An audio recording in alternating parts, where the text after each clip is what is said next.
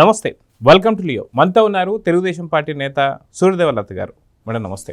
నమస్తే. వైఎస్ జగన్మోహన్ రెడ్డి ఎలాంటి వారికి అండగా ఉంటాడు అంటే గతంలో కూడా మనం చూసాం. ఏదైతే ఐతానగర్కి సంబంధించి జాన్ విక్టర్ ఒక ముఠాకి తన సపోర్ట్గా ఉంటూ ఎప్పుడైతే పోలీసుల పైనే హత్యాయత్నం చేసినటువంటి ఒక ఆ ముఠాని జగన్మోహన్ రెడ్డి తెనాలి ఐతానగర్కి వెళ్ళి సపోర్ట్ చేయడం మనం చూసాం. అదేవిధంగా చూసుకుంటే పిన్నెల రామకృష్ణారెడ్డి ఆయన కూడా ఈవీఎం బాక్సులు బద్దలు కొడితే ఆయన కోసం హెలికాప్టర్ వేసుకొని మరీ వెళ్ళి పరామర్శించాడు.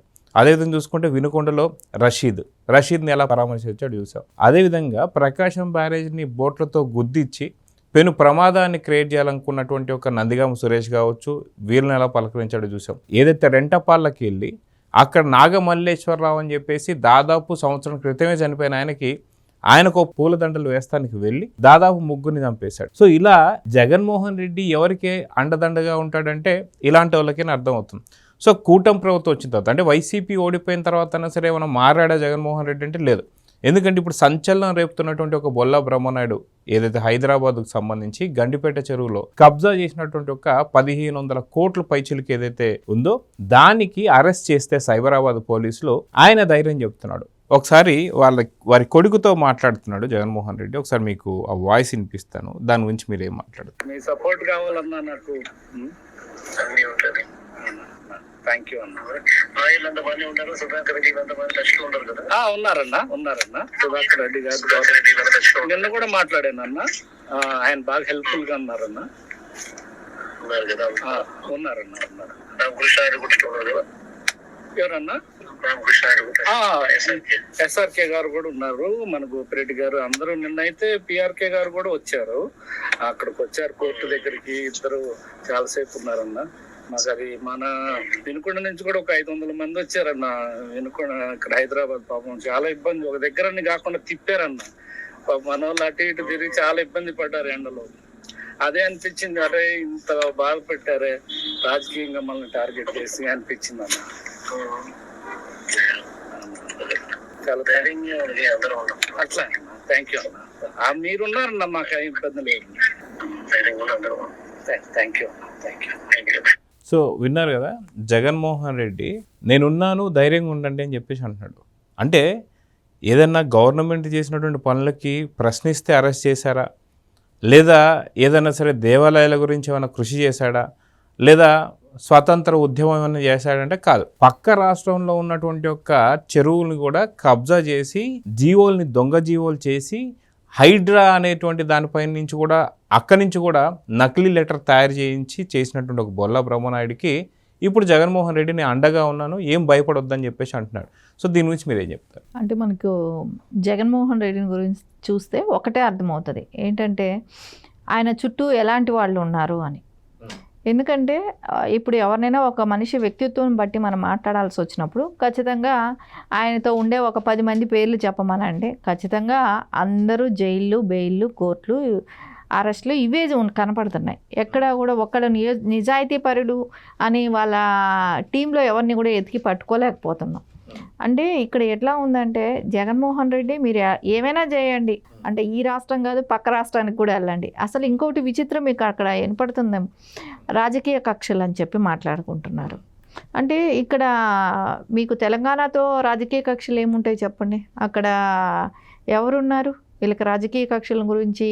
బొల్లా బ్రహ్మనాయుడిని టార్గెట్ చేయాలి, వైసీపీని టార్గెట్ చేయాలి, సో ఆయన మాజీ ఎమ్మెల్యే కాబట్టి ఆయన టార్గెట్ చేయాలనేది ఏమి లేదు కదా. ఇక్కడ కొన్ని వేల కోట్లతో సంబంధించినప్పుడు అక్కడ కేసు పడింది, నువ్వు అక్కడ కబ్జా చేసావు, నీకు కావాల్సినట్టు డాక్యుమెంట్స్ సృష్టించుకున్నావు. సో అది గవర్నమెంట్కి లాస్ అయ్యింది కాబట్టి ఖచ్చితంగా యాక్షన్ తీసుకుంటుంది కదా. సో ఎవరైనా ఇప్పుడు ఎక్కడైనా వెళ్ళిపోయి ల్యాండ్లు ఆక్యుపై చేసేసి పైసా డబ్బు ఖర్చు కాకుండా నీ ఇష్టానికి సొంతంగా ల్యాండ్లు ఆక్యుపై చేసేసుకుంటే అది కొన్ని వేల కోట్లతో ముడిపడిన భూములు ఇలా ఈ రకంగా చేస్తే ఎవరు ఊరుకుంటారు? సో ఈ రోజున ఎక్కడ ఆయనకి ఏదో అన్యాయం జరిగిపోయింది, ఆయన కావాలనే రాజకీయ కక్షలతో అరెస్ట్ చేశారని మాట్లాడుతున్నారని అంటే వీళ్ళంతా ఇది చాలా తప్పుగా ఇది. ఎందుకంటే పక్క తెలంగాణలో జరిగిన ఇష్యూ ఇది, ఆంధ్రప్రదేశ్కి సంబంధం లేదు. సో అక్కడ తీసుకున్న యాక్షన్ తీసుకున్న దానికి కక్ష ఎట్లా అవుతుంది? రాజకీయ కక్ష అనేది కానే కాదు. ఇక్కడ వీళ్ళతో ఉండే వ్యక్తులు ఎలాంటి వ్యక్తులు ఉన్నారనేది మనకి ఇక్కడ తేట తెల్లమవుతుంది. దానికని ఒక టీం పెట్టుకున్నాడు కదా, పొన్నోల సుధాకర్ని పెట్టుకొని. సో ఆయన ఏదో సుప్రీంకోర్టు లాయర్ లెక్క ఫీల్ అయిపోతా ప్రతి వాళ్ళని ఇడిపించుకునే పనిలోనూ బెయిల్లు జైళ్ళు ఇట్లా తిరగటము ఇదే పని అయిపోయింది. సో ప్రతి వాళ్ళకి ఆయనే అటెండ్ అవ్వాలి, ఆయన త్రూ అంటే వీళ్ళు ఏంటంటే ఒక సిస్టమ్ను కూడా లాయర్స్ని పెట్టుకున్నారనమాట. దానికి హెడ్గా ఆయన పెట్టేసారు. మొత్తం ఈ కేసులన్నీ కూడా ఆయనే చూసుకునేటట్టు. ఇంకా సజ్జల గారు వచ్చారా, పట్టించుకుంటున్నారా, పలకరిస్తున్నారా, సో ఇవన్నీ కూడా ఎంక్వైరీ చేయటం.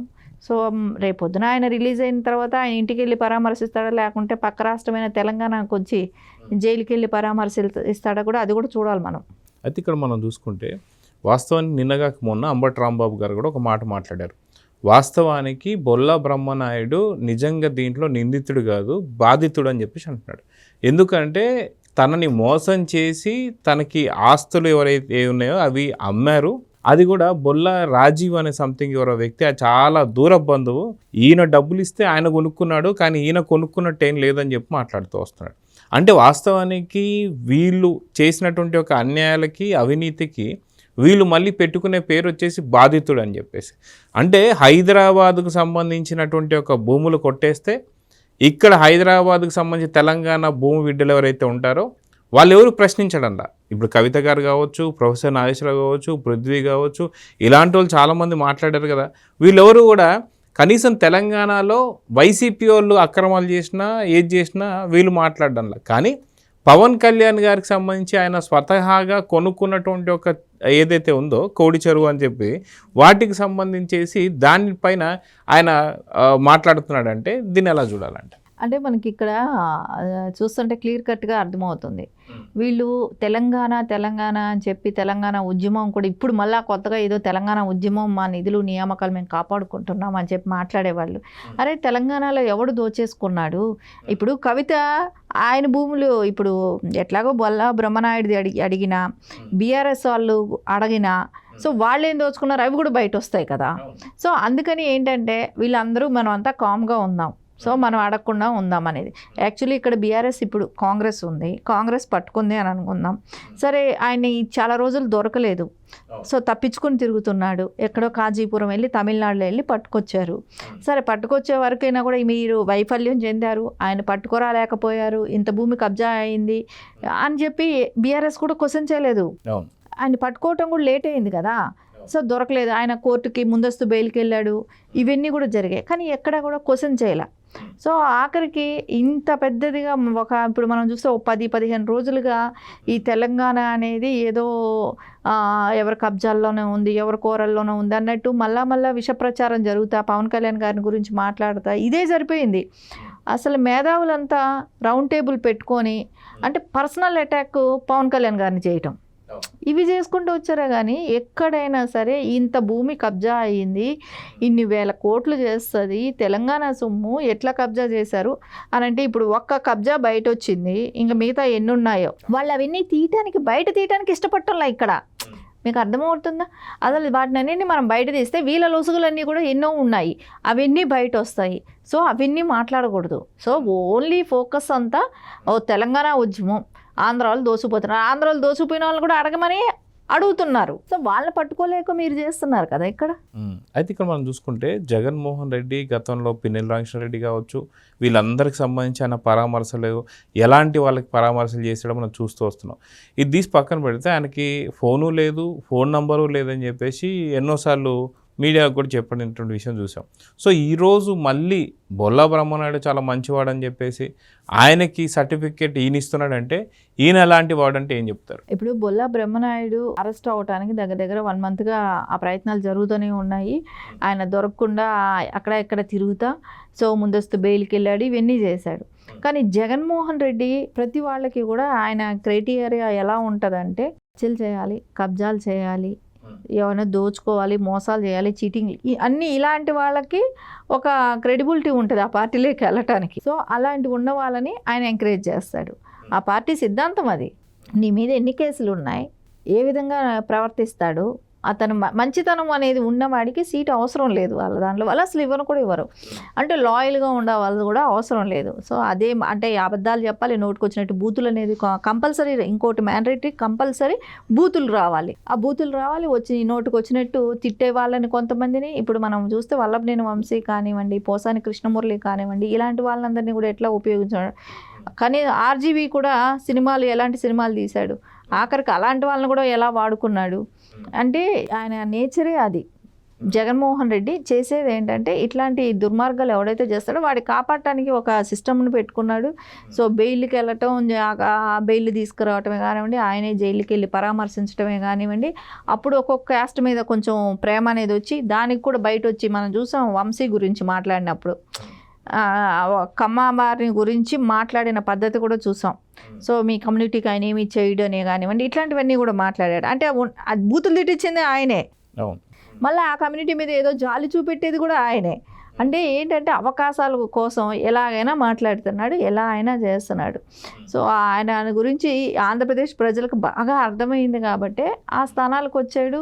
కుటుంబ సభ్యులు కూడా భయపడి పారిపోవటం కూడా జరిగింది. ఓవరాల్గా ఇప్పుడు జగన్మోహన్ రెడ్డి రేపో మాపో ఖచ్చితంగా వెళ్ళి బొల్లా బ్రహ్మనాయుడిని హైదరాబాద్కి వెళ్ళి మరి హెలికాప్టర్లో పరామర్శించబోతున్నాడా? నిజంగా అలాంటి సంకేతాలు ఏమైనా అందుతున్నాయంటే ఏం చెప్పి మీకు ఖచ్చితంగా అండి, ఆయన పక్కన రాష్ట్రమైన తెలంగాణకు వచ్చినా కూడా పరామర్శిస్తాడు. దానిలో మనం ఆలోచించాల్సిన అవసరం లేదు. లేకుంటే రిలీజ్ చేయించిన తర్వాతైనా ఆయన ఇంటికైనా వెళ్తాడు. ఎందుకంటే ఆయన మ్యాండేటరీ అదే. ఆయన అట్లా చేసిన వాళ్ళని ప్రోత్సాహకరంగా, సో వాళ్ళని పలకరింపులు అవన్నీ చేసేది, తర్వాత ప్రెస్ మీట్ పెట్టేది, కక్షపూరితంగా చేశారనేది. అంటే పక్క రాష్ట్రంలో కూడా ఇప్పుడు ఆయన మీద కక్షపూరితం ఎందుకు, ఆయన పార్టీ ఏమైనా తెలంగాణలో ఉందా? సో ఆయన ఏమైనా వాళ్ళని విభేదిస్తున్నాడా? ఇక్కడ రేవంత్ రెడ్డి గారిని విభేదించింది లేదు, బీఆర్ఎస్ని విభేదించింది లేదు. సో వాళ్ళందరూ కలిసి బిజినెస్లు చేసుకునే వాళ్ళే ఇక్కడ. సో ఖచ్చితంగా ఎవరిని కూడా విభేదించరు కాబట్టి వాళ్ళ మీద అసలు కక్ష సాధింపు అనేది ఏమీ లేదు. ఇదేదో బయట వచ్చింది అంటే అది కూడా పబ్లిక్కి తెలిసింది కాబట్టి. మనకి ఇక్కడ చూస్తే గవర్నమెంట్స్ కన్నా కూడా ఎక్కువ పబ్లిక్కి తెలియబట్టి వాళ్ళని పట్టుకుంటున్నారే కానివ్వండి. ఈ రోజున చూస్తే కాంగ్రెస్ పట్టుకోగలిగింది, బీఆర్ఎస్ దాన్ని ఎందుకు ఇంత లేట్ అయిందని కూడా ఏ రకమైన ఎంక్వైరీ చేయలేదు. ఈ గత రోజులుగా మనం చూస్తూ ఉంటే ఒక 15 రోజులుగా ఇది జరుగుతుంది, అది జరుగుతుంది. దాని మీద ఎవరు కూడా ఫోకస్ చేయలేదు. ఓన్లీ నాగేశ్వరరావు ఏదైతే మాట్లాడాడో ఆ టాపిక్ తీసుకొని ఎటో వెళ్ళిపోయారు. కానీ అసలు టాపిక్ ఇది ఇన్ని వేల కోట్ల కబ్జా జరిగిందనేది సో ప్రజల దృష్టికి వెళ్ళనివ్వకుండా, సో వీళ్ళు పవన్ కళ్యాణ్ దృష్టికి మార్చటం కూడా ప్రజల్ని అందరినీ. సో దీనిలో చాలా విచిత్రంగా కనపడుతుంది. ఇది ఎవరిని కప్పిపుచ్చడానికి, ఎవరిని దాచడానికి, ఎవరు దీని వెనకాల ఉన్నారు, బీఆర్ఎస్ నాయకులు ఉన్నారా, కాంగ్రెస్ వాళ్ళు ఎవరున్నారు అనేది కూడా తెలియాలి కదా. స్పష్టంగా కొద్ది రోజుల్లో అవి కూడా బయట వస్తాయి. సో చూద్దామండి ఖచ్చితంగా వైఎస్ జగన్మోహన్ రెడ్డి ఎలాంటి వాళ్ళకి మద్దతు ఇస్తాడు. అదేగాక బొల్లా బ్రహ్మనాయుడు గారి కొడుకు కూడా అన్న మీ సపోర్ట్ మాకు కావాలని చెప్పేసి అంటున్నాడంటే, కబ్జా చేసే వాళ్ళకి, కూనీలు చేసేవారికి, అదేవిధంగా మొత్తంలో ఉన్న వారికి, అదే పేకాట రాయుళ్ళకి లేదా బెట్టింగ్ రాయుళ్ళకి, వీళ్ళందరికీ మాత్రమే నా సపోర్ట్ ఉంటుందని చెప్పి జగన్మోహన్ రెడ్డి మరొకసారి నిరూపించుకున్నారు. సో చూద్దాం జరగబోతుంది. నమస్తే. నమస్తే. Please subscribe to Leo news for more videos.